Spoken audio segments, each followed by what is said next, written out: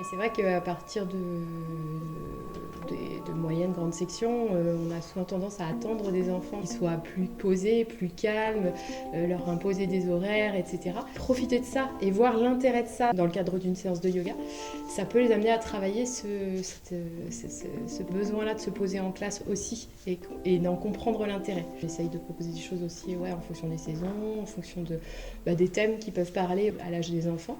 Mais oui, c'est essayer de trouver différentes portes d'entrée en fait pour les garder justement motivés sur l'activité. Ça peut passer par des lectures jeunesse, ça peut passer par des jeux, par différentes choses. On ne peut pas pendant 1 heure à des enfants jeunes proposer que des séances de yoga à l'image d'une séance classique d'adulte. Dans ta séance, le groupe, c'est quelque chose qui a une importance. La première activité en général de lancement dans la séance, on est là-dessus, on est sur le vivre ensemble. Pour les enfants, ça passe par souvent des activités motrices, pas forcément direct dans les postures de yoga, mais de la motricité. Ça va être apprendre à marcher avec un coussin sur la tête, mais sans être dans une compétition.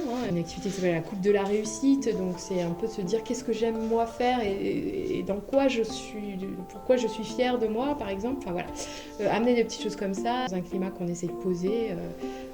Dans le respect de l'autre, dans le calme, etc. Je sème des petites graines et puis ils s'en saisiront après à moyen long terme. Mais ce que je sais, c'est que j'ai eu déjà des retours sur des personnes qui avaient pratiqué le yoga en maternelle et ils s'en souviennent très bien parce que c'était quelque chose qui était très différent de ce qu'ils avaient l'habitude de vivre au quotidien.